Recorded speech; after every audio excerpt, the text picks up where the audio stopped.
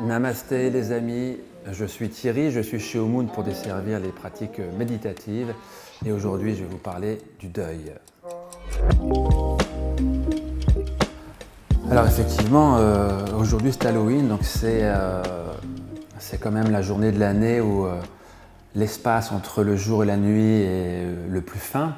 Et dans les pratiques celtes de l'époque, et ça se fait d'ailleurs encore aujourd'hui, c'est plutôt le moment où l'on va fêter les morts.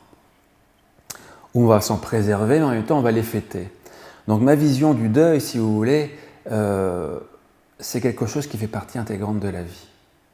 Donc à travers la méditation que je pratique au quotidien, je ne fais pas que ça, Dieu merci,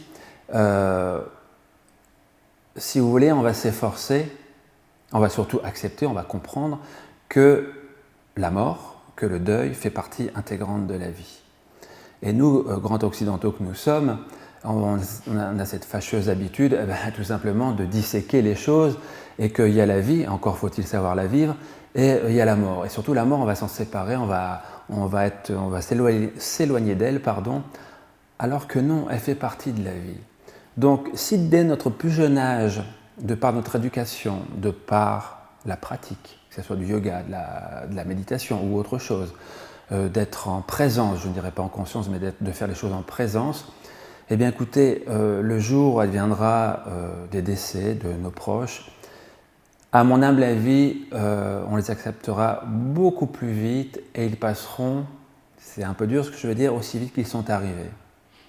C'est-à-dire que si nous avons la perte d'un proche, un parent, un papa, une maman, un enfant, bien évidemment que c'est horrible, il ne faut pas non plus amenuire les choses. Nous sommes reliés à ces personnes par les liens du sang, par les liens de chair, et si on va beaucoup plus loin, par des liens subtils. Quand ces personnes disparaissent, forcément un morceau de nous s'en va avec eux. Ce qui va créer cette douleur, c'est ce manque, ce morceau qui nous manque. On va pleurer surtout parce qu'on est triste, pas parce que la personne est partie. Donc, si vous voulez, le deuil, c'est vraiment... il faut plus travailler l'acceptation que la souffrance. Alors, il est important de faire le deuil. Si vous voulez, à l'époque, tout comme les animaux, un animal, quand il est prêt à mourir, on ne va pas parler de notre chien, de notre chat, et encore que, parce que nos chiens et chats ont été civilisés, on va dire, éduqués, mais un animal sauvage, eh bien, il va se retirer dans son coin, tout seul, il va sortir de la meute ou du groupe, il va s'éloigner, il va aller se mettre dans un coin. On entend souvent parler du cimetière des éléphants ou du cimetière des baleines.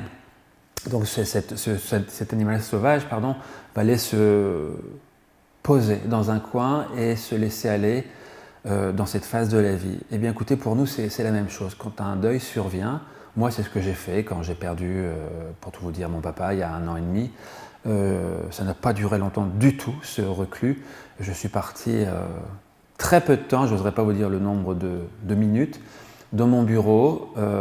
J'ai fait ce que j'avais à faire et c'était fini. Mais pourquoi c'était fini aussi rapidement? Parce que de ma naissance jusqu'à son décès, de mon père, si vous voulez, on a toujours eu des liens extrêmement proches, même si nous habitons assez loin l'un de l'autre, et que tout était dit, que tout était fait, qu'il n'y avait pas de regrets, qu'il n'y avait pas de remords, et surtout, c'est que j'ai une perception de la mort qui est bien différente du commun des mortels, parce que je l'accepte. C'est inévitable, c'est la seule chose dont nous soyons certains dans notre vie, c'est que nous allons mourir.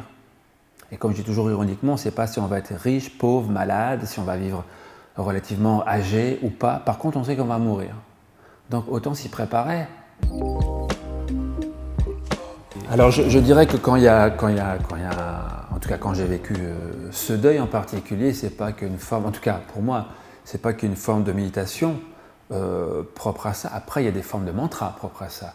Mais là, dans ce cas-là, c'est vraiment plonger dans nos zones d'ombre, c'est plonger dans notre douleur, dans notre souffrance. Dans mon cas, moi, c'était de remercier pour tout ce qui avait été et d'accepter les choses, tout simplement. Et cette personne-là, comme malheureusement toutes les personnes décédées, je ne sais pas pourquoi je dis malheureusement, elles font partie intégrante de notre cœur, quoi. Et donc ça va, quoi. Aucun problème.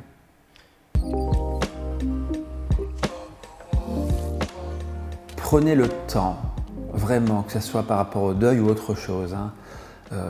C'est surtout pour aborder les choses difficiles de la vie, mais prenez le temps au quotidien, je me répète, et même si nous ne sommes pas dans le monde des bisounours, prenez le temps de vous poser. S'il vous plaît, prenez le temps de vous poser.